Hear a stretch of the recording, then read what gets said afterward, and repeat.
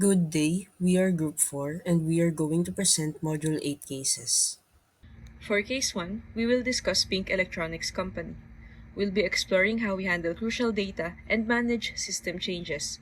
So, let's dive into some potential risks we might face and identify ways to address them.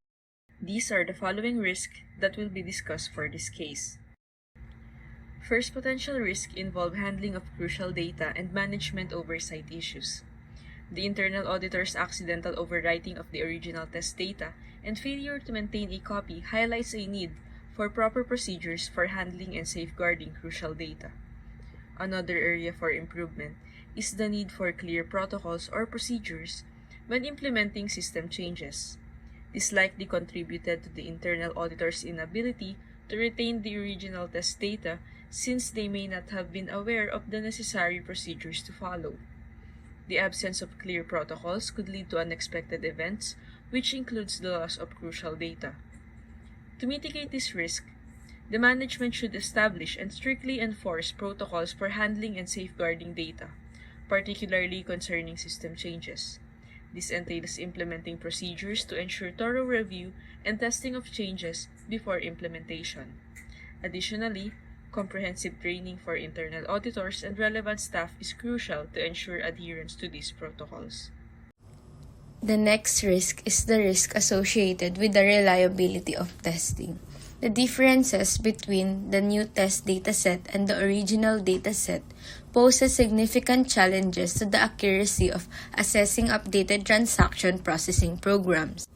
Without the exact comparison, the new test dataset might not accurately reflect the same scenarios, variations, or complexities as the original set. This could lead to inadequate testing of the updated transaction processing programs and potentially missing errors or vulnerabilities of the system. The recommended course of action for this risk is real-time data generation. If the recovery of all dataset is not possible, the internal auditors should generate real-time test data that replicates current operational scenarios from the original set. This could involve capturing live data or using algorithms to simulate realistic operational scenarios. By doing so, the auditors can ensure the generated data closely resembles the transactions and activities that occurred in the original set. Third risk identified is audit trail and documentation risk. The identified risk involves challenges in tracking changes when the original test dataset is overwritten, leading to potential errors, irregularities, and inconsistencies. In addition, documentation gaps may arise, leading to difficulties in explaining and defending audit findings. This is because the new test dataset may not accurately reflect the original dataset's conditions and scenarios. To address these risks, the recommended course of action is to assess IT controls. Adequate IT controls are crucial for ensuring the integrity and accuracy of data. Key elements include access restrictions, version control mechanisms, and strong change management processes. ID controls play a pivotal role in preventing unintentional overriding of critical datasets by restricting access to authorized personnel and implementing formalized change procedures. Robust change management processes ensure that modifications are well documented, tested, and approved, contributing to the reliability of the audit trail and associated documentation. By implementing strong IT controls, auditors can rely on more efficient and effective audit procedures. The next case for Module 8 focuses on Substitution Inc.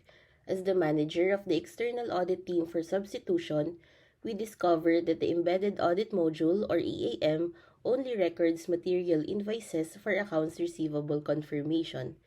This raises immediate concerns about potential overstatement of accounts receivable for the current year and prior periods when the EAM was employed. Before we start, let us first define what EAM is. According to James Hall, Embedded Audit Module, or EAM for short, is a component of application software that performs specific audit functions within an organization's information system. It uses one or more programmed modules embedded in a host application to to select for subsequent analyses transactions that meet predetermined conditions. Furthermore, its primary purpose is for substantive testing technique to facilitate and automate certain aspects of the audit process, allowing auditors to obtain relevant information and perform testing more efficiently. For requirement number one, we will identify the risks associated if only material invoices are candidates for confirmation by the customer. First is the risk of material misstatement. By excluding non-material invoices from the confirmation process, there's a risk that the accounts receivable balance may be materially misstated, which may lead to an inaccurate representation of the financial statements.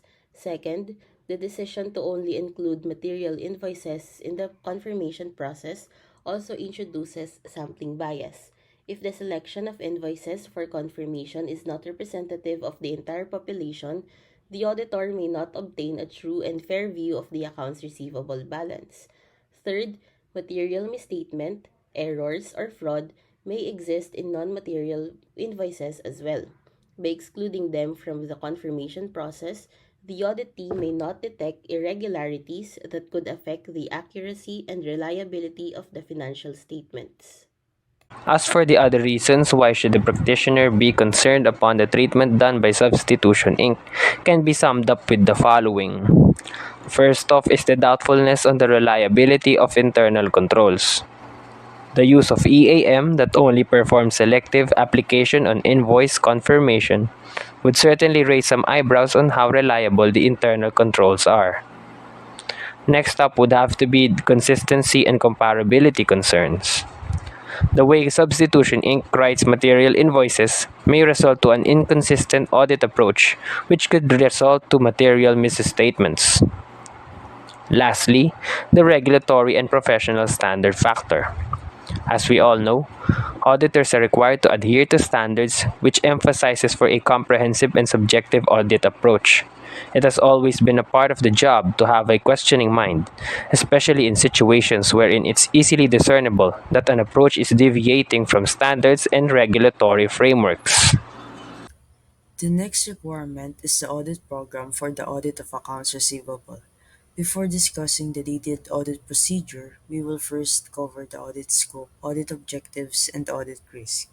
For the audit scope, first, the engagement covers the embedded audit modular EAM of Substitution Inc. Since it has been identified that the EAM records material invoices only to the audit file for the accounts receivable confirmation process, and that the accounts receivable might be substantially overstated this year and for the prior years. Moreover, the engagement covers the materiality threshold of the accounts receivable of Substitution Inc. to identify the transactions that might enter the audit file for the accounts receivable confirmation process, but not the general ledger to determine the overstatement in the accounts receivable balance. Next, the audit objectives are to understand, assess, and examine the embedded audit modular EAM and its impact to the accounts receivable balance, to determine the reliability of accounts receivable confirmation process, and lastly, to verify the accuracy and validity of accounts receivable balance. Meanwhile, the risks associated with the EAM are fraud risk, since fraudulent activities such as manipulation of financial records might be present, and risk of overstatement, since accounts receivable are at risk of overstatement due to the discrepancies in the audit file and the accounts receivable ledger balance. Next, we will discuss the audit procedures for planning, evaluation of internal control, substantive procedures, and reporting. For planning, the auditor must obtain an understanding of the functionality of the embedded audit modular EAM through inquiries with the IT personnel who develops and maintains the EAM. The auditor must also identify the materiality threshold for recording the accounts receivable. And lastly, the auditor must assess the risk associated with EAM's recording in the audit file, such as the possible risk for overstatement. For the evaluation of internal control, First, the auditor must review the internal controls governing the Embedded Audit Module or EAM. The auditor must also assess the controls related to accounts receivable, and the auditor must verify that the granted access in the EAM aligns with the specific task being executed through inquiries with employees. For the substantive procedures, the auditor must reconcile the accounts receivable balance in the audit file with the accounts receivable in the general ledger, and examine the differences in the amounts recorded in the audit file and the accounts receivable general ledger. Also, the auditor must examine if all material invoices are recorded in the correct period. For reporting, the auditor must document the discrepancies found in the audit file and the general ledger, and form an audit report based on the evidences gathered and issues identified.